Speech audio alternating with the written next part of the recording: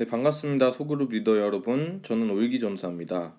네, 그 소그룹을 우리가 계속해서 하고 있는데 오늘부터 이제 소그룹에 대해서 오늘 뭐 많이 나가는 건 아니고요. 기본적인 어떤 시작을 하는 단계로 들어가려고 합니다. 뭐 여태까지도 시작을 했지만 구체적으로 이제 코람데오의 소그룹이라고 했을 때 어떤 방향성으로 진행이 되는지에 대한 설명을 하기 위해서 영상을 지금부터 이제 만드는 거거든요. 자, 코람데오의 기본적인 여러분 소그룹 리더분들이 생각해야 되는 소그룹 방향성은 세 가지입니다. 지금 써 있죠. 삶을 나눔과 교제. 이게 1단계입니다. 흔히들 얘기해서 아이스 브레이킹이라고도 할 수 있죠. 네, 두 번째가 실제 소그룹. 이게 이제 내용이겠죠. 그 세 번째가 뭐냐면 적용입니다.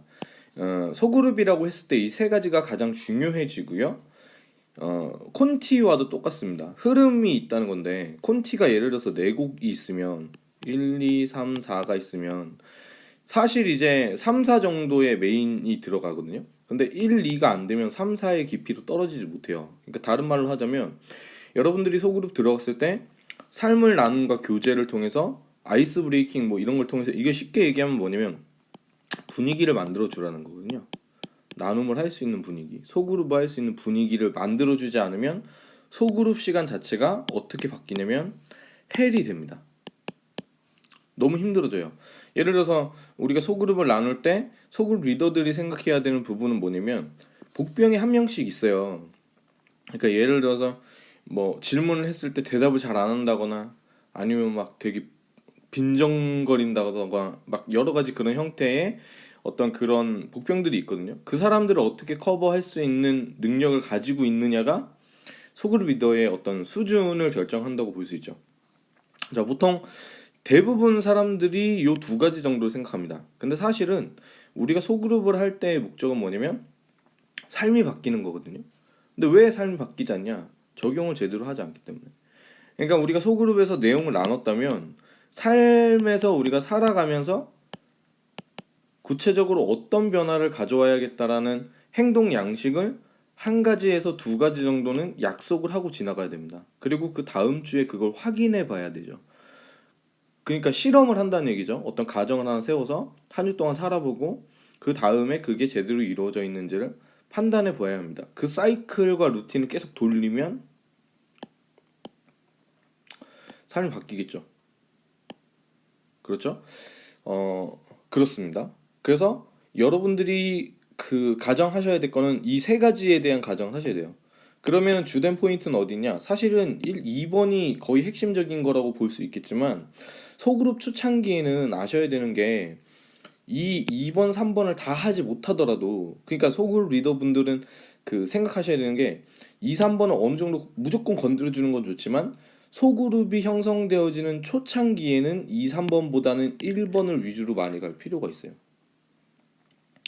그러니까 형식적으로 2번, 3번을 하는 거라면 크게 의미가 없을 수 있다는 얘기죠. 그러니까 최소한의 분위기를 만들어 놓고 시작을 해야 된다는 겁니다. 네, 무슨 얘기인지 아시겠죠? 네. 자, 그러면은 코람데오는 이 소그룹 내용을 뭘로 갈 거냐? 소그룹 내용을 뭘로 갈 거냐라고 했을 때 오늘은 간단합니다. 오늘은 간단합니다. 그래서 사실은 오늘 요 타이밍에 분출을 해 드리는 거예요.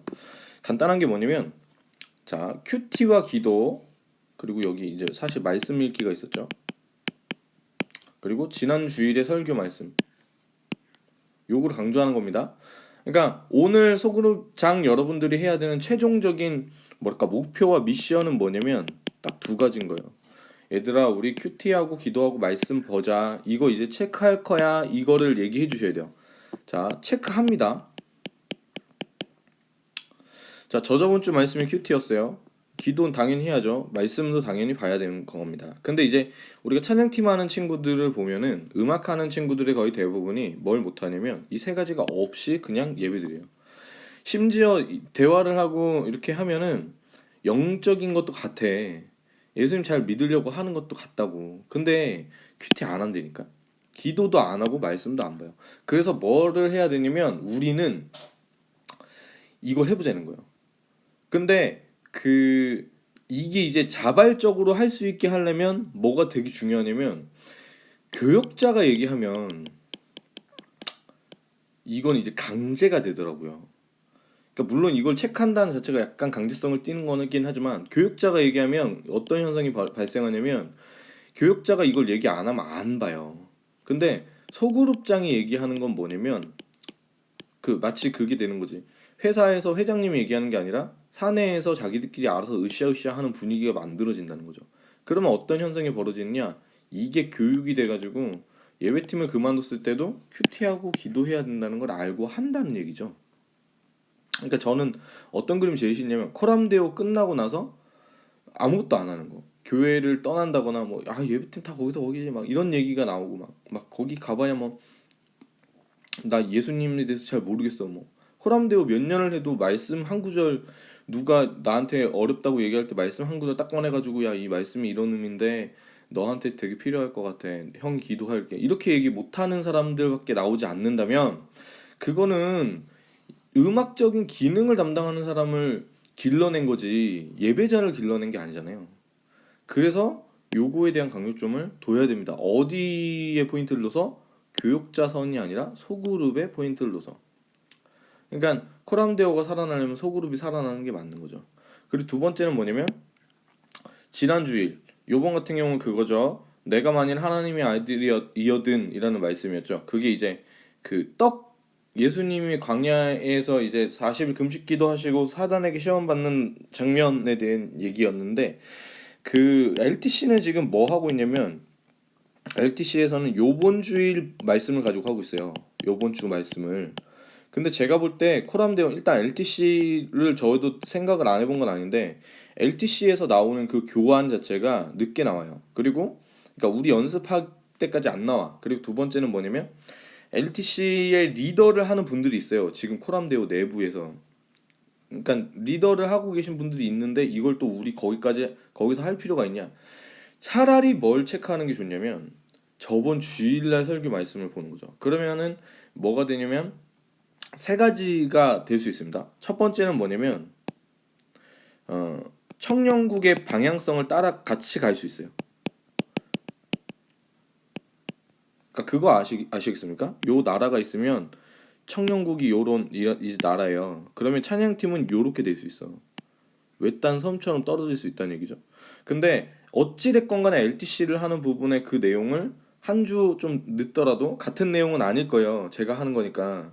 그래도 비슷한 컨텐츠의 내용을 가지고 다룬다는 것 자체는 청년국과 발걸음을 함께 하겠다는 거거든요. 이거 의미가 굉장히 있습니다. 왜 의미가 있냐? 나중에 코람데오 하다가 바깥으로 나가가지고 그냥 리더만 하는 사람들이 LTC를 접했을 때 동질감을 느낄 확률이 매우 높죠. 자, 두 번째는 자, 설교 말씀을 듣고 있냐는 겁니다. 찬양팀들의 거의 최대의 이슈이기도 하죠.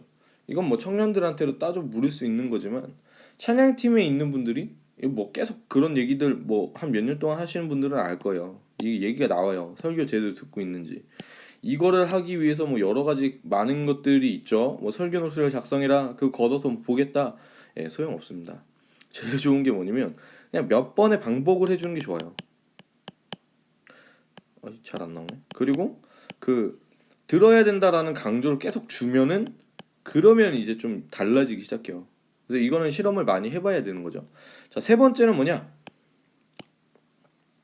세 번째는 설교 말씀을 들을 뿐만 아니라 그 말씀을 제대로 이해하고 있는지를 보기 위해서 지금 요 순서에 요 두 번째를 설교 말씀으로 가지고 가는 겁니다. 단순히 들은 걸 넘어서서 말씀을 조금 더 알 수 있게끔. 참 괜찮죠? 네, 그러면은 저번 주일날 말씀이 어떤 내용인지 한번 살펴보도록 할까요? 이거는 이제 오늘 이 내용을 굳이 말씀하지는 않으셔도 돼요. 오늘의 포인트는 주일 설교 말씀을 가지고 한다. 그리고 이제 큐티 한 거를 일주일에 3번 정도 나눠주시고 기도하는 거를 시간을 체크를 해보자. 이런 내용을 자발적으로 할 수 있게끔 유도를 해주시는 게 좋습니다. 근데 체크를 해주셔야 돼요. 기도와 말씀에 대해서 뭐 기도는 하루에 10분씩 그리고 뭐 큐티는 이제 일주일에 3번 써가지고 나누는 거예요. 근데 말씀을 읽는 거는 아직까지는 요번 주에는 얘기하지 않고 다음 주에 얘기하겠습니다. 일단은 그러니까 요 내용에 대해서는 알고 들어가셨다가 갑자기 주일 설교 말씀 내용 나왔는데 갑자기 그거 딱 찔렀는데 대답 못하거나 막 모르고 있으면 이제 당황하니까 설명을 좀 해드리는 거예요. 자, 주일 설교 말씀은 그 예수님께서 40일 금식한 이후에 사단에게 시험 받으시는 장면이죠. 거기서 이제 사단이 물어봅니다. 내가 만일 하나님의 아들이어든 하면서 뭐 돌이 떡이 되게 하라. 배가 고프니까. 근데 이 본문을 가지고 정말 수많은 사람들이 설교를 할 때 뭐라고 하냐면 인생에 시험이 닥쳐왔을 때 그걸 이길 수 있는 방법이 세 가지다 이러면서 이제 예수님께서 이렇게 하셨다 뭐 말씀으로 사단을 대적하셨다 막 이런 식으로 설명하는데 사실 본문 전체적인 느낌과 내용적인 흐름을 보면 그게 아니라는 거죠. 그래서 그렇게 해석을 하면 안 된다라고 하시면서 그러니까 이거는 이제 대놓고 안 된다고 얘기하진 않았지만 목사님 생각이 그렇다는 거예요. 그래서 이게 그럼 뭐냐 이렇게 물어봤을 때 요한복음에 보면은 5장인가에 6장인가에 그런 내용이 나와요. 안식일 날 예수님께서 그 병자를 고치셨는데 너가 도대체 이제 욕을 먹는 거죠. 안식일 날 고쳤다 이거야. 그러니까 바리새인들이 예수님께서 막 뭐라고 하셨던 이유가 뭐냐면 예수님께서 바리새인들을 딱 봤을 때 바리새인들은 되게 율법을 잘 지키고 열심히 신앙생활을 하려고 하는 사람들이거든요. 근데 그 사람이 처음에 신앙생활을 잘하려고 마음 먹었을 때의 그 중심은 올곧다 쓸지 모르겠지만 세월이 지나면서 이게 뭐가 됐냐면 생명을 도외시하고 그냥 그 남을 정죄하기 위해 율법을 사용하는, 그러니까 그 율법을 처음 만들었을 때 하나님의 마음은 인간에 대한 사랑의 마음이 있었기 때문에 그게 간 거란 말이에요. 근데 본말이 딱 전도돼 버리는 거지. 예를 들어서 안식일날 사람을 고쳤어. 넌 잘못한 거야라고 얘기하는 자체가 잘못됐다는 거잖아요. 뭔지 아시겠죠? 뭔지 아시겠죠?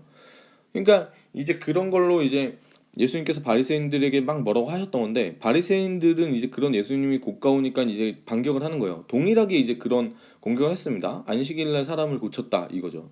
그때 이제 너가 하나님의 아들이야? 너 뭐야? 너 어떤 뭐 너가 뭔데 지금 이런 권세를 행하는 거야? 네가 뭐 마치 그 네가 하나님이야? 뭐 이렇게 물어본 거야.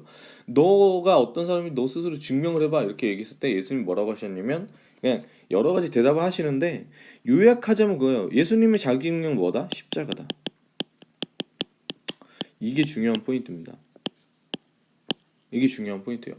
그러니까 그 말씀 본문에서도 내가 만일 하나님의 아들이어든 막 이렇게 막 얘기했을 때 예수님께서는 여러 가지 대답 그 실제로 그런 유혹이 있으시죠. 인간이시니까 능력 발휘를 해가지고 뭘 할 수 있는 유혹이 있지만 그걸로가 아니라 예수님이 태어나시고 죽으시기까지 자기 스스로 증명하셨던 방식은 결국에 십자가를 지시는 이 하나라는 거예요. 그래서 예수님의 생애 전체를 다 따지면 어떤 그게 계속 오냐면 십자가에 대한 부분에 도전이 계속 옵니다. 유혹이 계속 와요. 이거 지지 마라. 예를 들어서 그 예수님이 이제 그 계속 이상한 얘기를 하시죠. 사람들은 이제 열심당원이라는 독립투사들을 중심으로 해가지고 말했던 건 뭐냐면 로마의 압제에서 우리를 건져낼 메시아로 예수님을 생각하는 건데 예수님 자꾸 막 이상한 얘기 하는 거예요. 막 내가 인자가 올리워야 된다 막 이런저런 막 이상한 얘기를 막 하니까 사이비 교주 같은 얘기를 막 하니까 애들이 어려웠던 거야. 근데 거기서 사람들이 계속 도전을 합니다. 십자가 지지 말라고. 그러니까 예컨대 이런 거예요. 그 베드로가 예수님께 뭐라고 하냐면 너희는 나를 누구라고 하느냐라고 물어봤을 때 주는 그리스도시요 살아계신 하나님의 아들이시니이다 딱 그렇게 얘기해요. 그래서 예수님이 그래 맞다 그 말이 맞다 그거 알게 하신 게 하나님이 알게 하신 거다 너의 능력이 아니라 하나님이 알게 하신 거다 막 이렇게 극찬을 하시면서 그 다음에 이제 십자가에 대한 얘기를 해주시는데 베드로가 막 거기에 대해서 얼토당토않게 안 된다고 막 얘기해요. 그러니까 뭐라고 하시냐면 예수님 바로 그 다음에 사단아 물러거라 이렇게 얘기하시거든요. 제자들도 그게 싫었던 거예요. 그래서 십자가를 지지 마세요. 그건 안 됩니다라고 얘기를 많이 했던 거고 실제로 십자가를 지는 십자가 선상 그 십자가를 지는 과정에서도 보면은 그 이제 우리가 나중에 되면 그 본문 살펴보겠지만 계속 그런 도전이 있어요. 네가 정말 하나님의 아들이야? 그럼 십자가에서 내려와봐. 너가 다른 사람을 구원하면서 너 스스로는 구원하지 못하나 보다. 너 하나님은 살아계시지 않나 봐. 뭐 이런 얘기를 굉장히 많이 합니다. 그 예수님 십자가 지시는 본문을 보면은 그렇게들 얘기를 하죠. 자, 근데 거기에서 수많은 뭐 예를 들어서 십자가에서도 이제 막 달리셨을 때 막 예수님이 힘 딱 줘가지고 천사를 막 내려오고 사람 다 죽이고 막 이럴 수 있었다는 얘기예요. 근데 예수님께서는 길을 보면은 예수님이 자기를 증명했던 유일한 길이 뭐냐면 십자가였다는 거죠. 자, 이게 굉장히 중요한 겁니다. 십자가였다. 자, 그러면 그리스도인들은 자기를 어떻게 증명해야 되냐? 예수님의 제자인 그리스도인들은 어떻게 증명하는 거냐? 십자가라는 거예요. 그래서 이걸 두고 바울 선생은 날마다 자기 십자가를 지고 자기를 부인하고 나를 예수님을 따라가야 된다. 이렇게 얘기를 하죠. 그러니까 신앙생활이란 건 뭐냐면 내 십자가를 지고 예수를 따르는 삶이에요. 뭔지 아시겠어요? 이 내 십자가, 그러니까 누구나 다 신앙생활 하는 사람들은 다 알잖아요. 십자가를 내가 져야 할 십자가지. 뭐 예를 들어서 부모님들 같은 경우에 말 안 듣는 자녀가 있어. 내가 이렇게 가지고 가야 할 십자가지. 뭐 이렇게. 아니면 뭐 청년들이라면 이제 결혼해야 되는데 내가 이미 이 사람이랑 마음이 통해가지고 결혼해야겠는데 이 사람이 불신자야. 그러면 결혼할 때 뭔 생각을 해요? 이 사람 내가 지고 가야 할 십자가지. 나를 통해서 복음이 흘러가야지. 뭐 이런저런 생각한단 말이에요. 아니 자녀들은 뭐 어머니 아버지가 문제가 있고 뭐 나를 막 아버지가 맨날 술 마시고 막 그러면은 자녀들 중에서는 우리 어머니 아버지가 내 십자가지 뭐 이렇게 생각하는 사람도 있단 말이에요. 근데 이게 예수님께서도 그러셨지만 이걸 마지못해 감내한다. 이게 아니라는 거예요. 저번 주 설교 내용입니다. 예수님께서 마지못해서 십자가를 지신 게 아니라는 거야. 그러니까 내가 그런 거 있잖아요. 남들이 볼 때는 그냥 지가 막 그냥 하고 있는 건데 자기는 십자가래. 예를 들어서 우리 엄마 아빠가 나한테 십자가야. 막 이렇게 얘기했어. 우리 엄마 아빠. 엄빠라고 하죠. 엄마 아빠가 나한테 십자가야. 뭐 이렇게 얘기했는데 알고 봤더니 주변에 있는 사람 다 얘기해. 엄마 아빠가 얘 때문에 진짜 힘들다. 그러면 이게 내 십자가라고 얘기하는 게 진짜 정말 하나님 허락하신 십자가냐는 거예요. 아닐 수 있잖아요. 저 지금 설교 내용 그대로 얘기해드리고 있는 겁니다. 근데 여기에서 이제 그게 십자가인지 아닌지를 판단하는 근거가 두 가지인데 첫 번째가 사랑이냐는 거예요. 예수님께서는 마지못해 십자가를 지신 게 아니라 그 십자가를 올라서시는 매달리시는 순간에도 뭐가 있었다? 사랑이 있었다. 그러니까 이거 착각하면 안 되는 게 내 십자가지 뭐 이게 아니라 예수님 원하시는 건 뭐다? 사랑을 가지고 그 십자가를 감내하기를 원하시는 거예요. 이 말이 헛갈리네.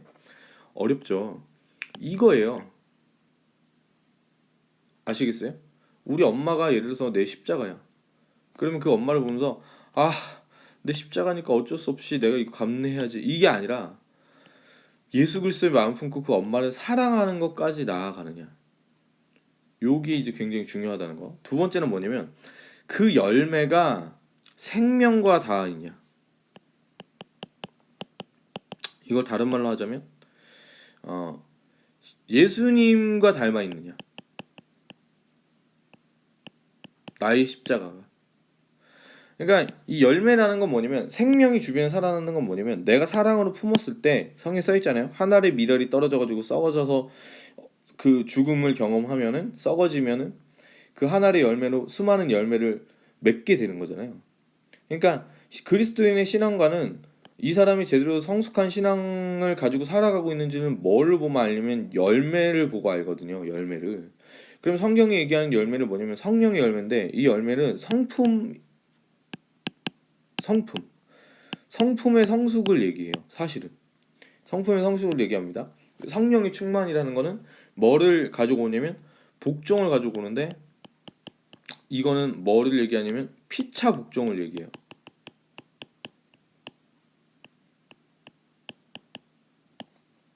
그러니까 세상이 얘기하는 건 뭐냐면 권력자를 밑에 있는 사람이 섬겨야 한다고 얘기하는 거죠.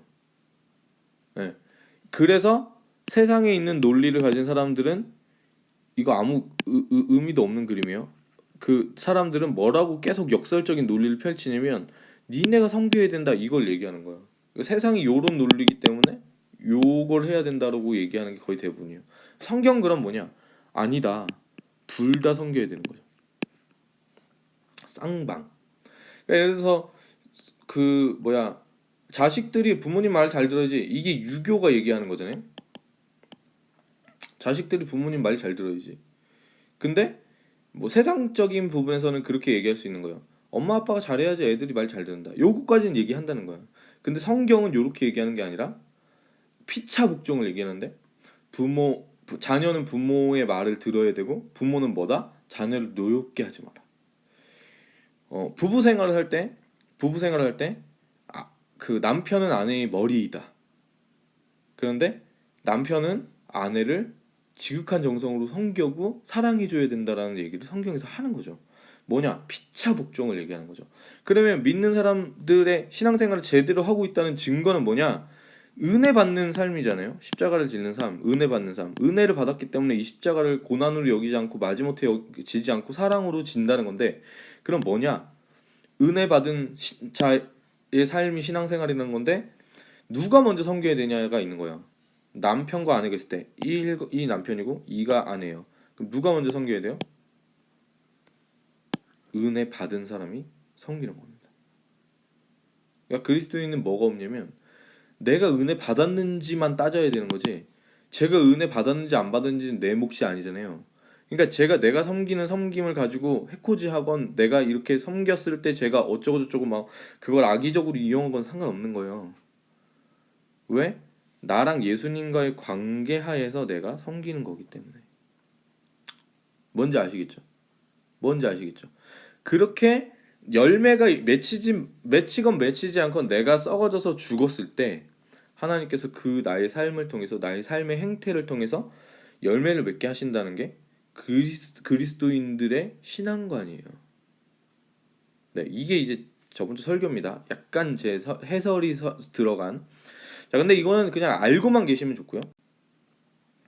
자, 오늘 그러면 주로 뭘 얘기해야 되냐? 요거예요. 당신의 십자가가 뭡니까? 저번 주 설교를 들었을 때 설교가 이런 내용이었는데, 당신이 내가 지금 짊어지고 가고 있다고 생각하는 십자가는 뭐냐? 이거 물어봐야 되는 거예요. 뭐 가정 얘기 많이 나올 거고, 아니면 뭐 직장 얘기, 학업 얘기, 뭐 세상 얘기 많이 나오겠죠.